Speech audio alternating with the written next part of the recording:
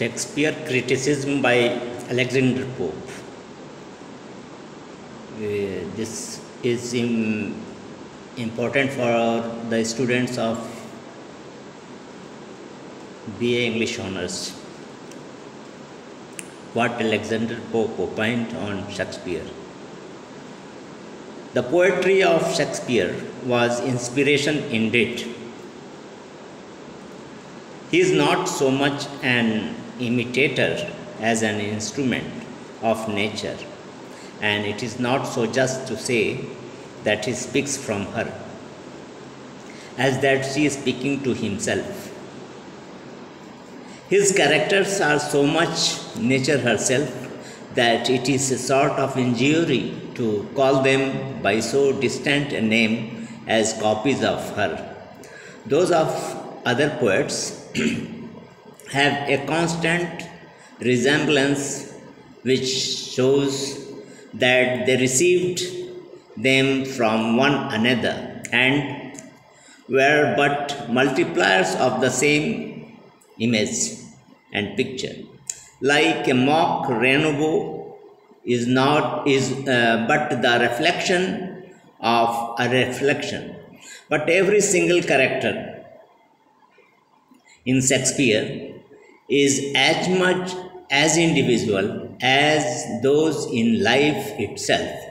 It is as impossible to find any two alike, and such as from their relation or affinity in any respect appear most to be twins will upon comparison be found remarkably distinct.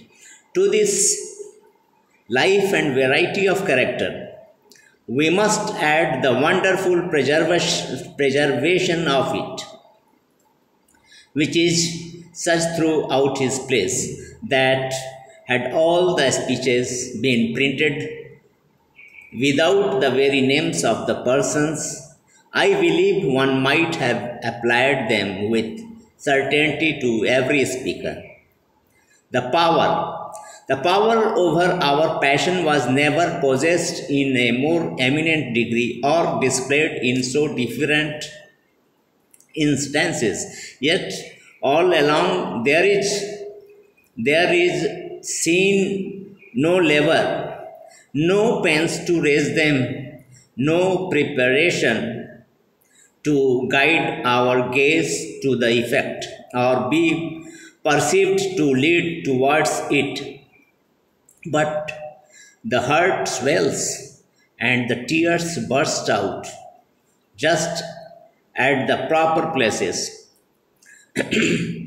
We are surprised the moment we weep, and yet upon reflection find the passion so just that we should be surprised if we had not wept, and wept at that every moment. How astonishing is it again that the passion directly opposite to these, laughter and spleen, are no less at his command, that he is not a master of the great than of the ridiculous in human nature, of our noblest tenderness than of our vainest foibles, of our strongest emotions than of our idlest sensations. Nor does he only excel in the passion. In the coolness of reflection and reasoning, he is full as admirable.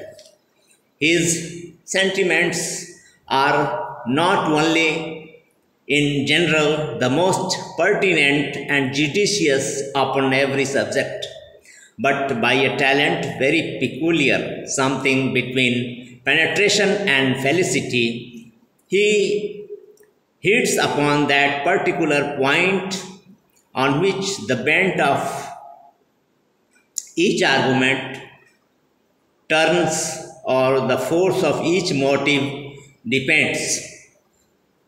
This is perfectly amazing from a man of no education, or experience in those great and public scenes of life, which are usually the subject of his thoughts, so that he seems to have known the world by intuition, to have looked through human nature at one glance, and to be the only author that gives ground for a very new opinion, that the philosopher and even the man of the world may be born as well as the poet.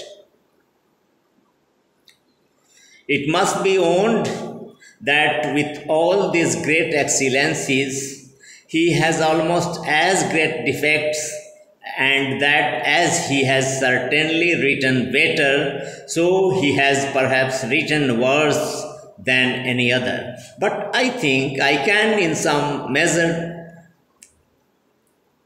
account for these defects from several causes and accidents, without which it is hard to imagine that so large and so enlightened a mind could ever have been susceptible of them, that all these contingencies should unite to his disadvantage seems to me almost as singularly unlucky as that so many various, nay, contrary talents should meet in one man was happy and extraordinary.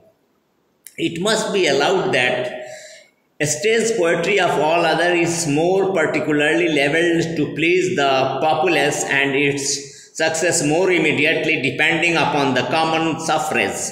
One cannot therefore wonder if Shakespeare, having at his first appearance no other aim in his writings than to procure a subsistence, directed his endeavours solely to heat the taste and humour that they then prevailed. The audience was generally composed of the meaner sort of people, and therefore the images of life were to be drawn from those of their own rank. Accordingly, we find that not our authors only, but almost all the old comedies have their scenes among tradesmen and mechanics, and even the historical plays strictly follow the common old stories or vulgar traditions of that kind of people. In tragedy, nothing was so sure to surprise and cause admiration at the most strange, unexpected, and consequently most unnatural events and incidents, the most exaggerated thoughts, the most barbarous and bombast expression, the most pompous rhymes and thundering versification. In comedy, nothing was so sure to please as mean buffoonery, vile ribaldry, and unmannerly jests of fools and clowns. Thank you, sir.